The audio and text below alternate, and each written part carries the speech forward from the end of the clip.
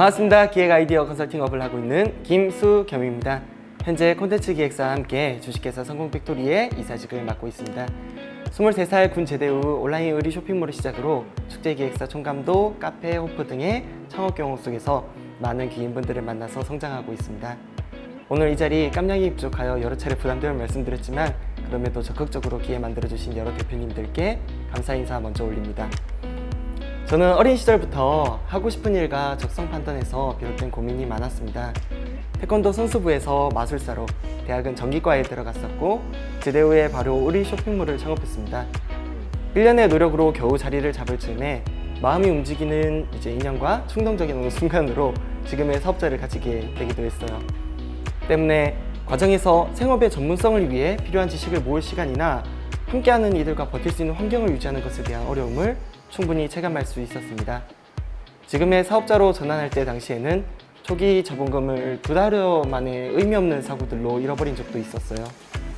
당시에 기억되는 순간이 있습니다. 지식도 네트워크도 경제적 여유도 지금보다 훨씬 더 전혀 없던 그때 3천만 원 규모의 지원 사업에 사업 계획을 낸 적이 있었거든요. 서류를 통과해서 서울에 대면 심사를 받으러 갔을 때였습니다. 발표를 위해서 단상에 올라가던 중에 심사위원들께서 막 웃으셨어요. 옷에 뭐가 묻었나 싶어서 팔을 이렇게 털면서 중앙에 섰습니다. 한 분께서 제게 대표자가 맞냐고, 거기 영업사원 아니에요? 라고 물어보셨습니다.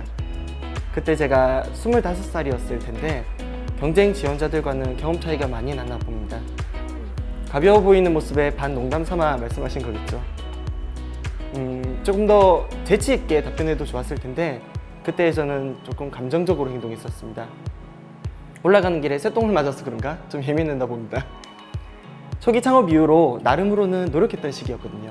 부모님께 작은 부담이라도 드리고 싶지 않아서 부산에서 구제유를 사다가 막 시골에 가서 파는 일도 해보고, 무튼 준비했던 인사말을 조금 과한 크기로 시작했던 게 화근이었습니다. 이후로는 심사위원님들께서 제게 관심이 없어진 듯 했거든요. 딱 한 분 이제 제외하고요. 그때 드는 생각이 오늘 어쩌면 성과 없이 내려갈 수도 있겠다. 그래도 내 눈 봐준 저 사람, 저분께는 내 이야기 다 전해야지 였습니다. 발표 시간 20분이었거든요. 20분간 그분 눈만 보고 발표했어요. 관심 가져주셨음에 감사하다는 마음이 전해지길 바라는 마음으로 고의적으로 몸을 화면 방향으로도 이렇게 안 돌리려고 노력했던 것 같습니다. 발표가 끝나고 질의응답 시간이 왔고 당연히 또 이제 당시에 저에게는 몹시 부담되는 자리가 만들어졌습니다. 처음에는 적대적인 감정보다도 억울함으로 시작된 뭔가 복잡 미묘한 스탠스였는데 제가 제대로 질의에 답변할 분위기가 아니었습니다.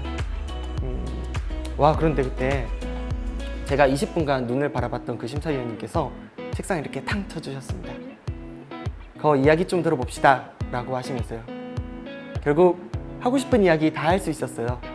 내려와서 기존 예산에서 500만 원이 더 플러스된 지원금도 받을 수 있게 되었습니다. 그게 제 콘텐츠 기획사의 소중한 초기 자본금이 되어 주었습니다. 몇 년이 지나고 이 이야기를 시청에서 관련 지원 사업 대상자들에게 전해드린 적이 있었거든요. 재미있게 들어주셨습니다. 이에 덧붙여서 그분들께 이제는 많이들 알고 계시는 커다란 새 이야기를 했습니다.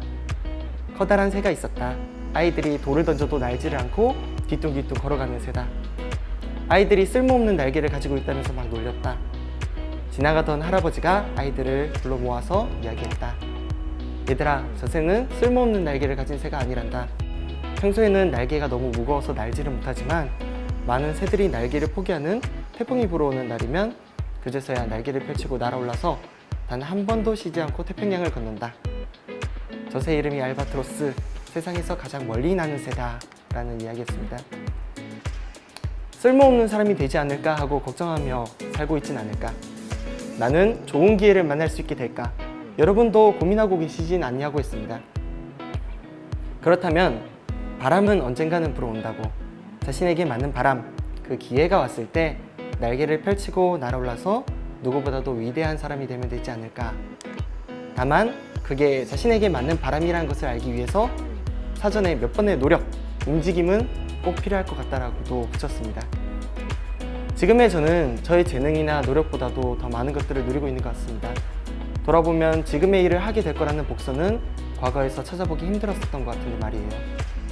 어떻게 알았겠습니까?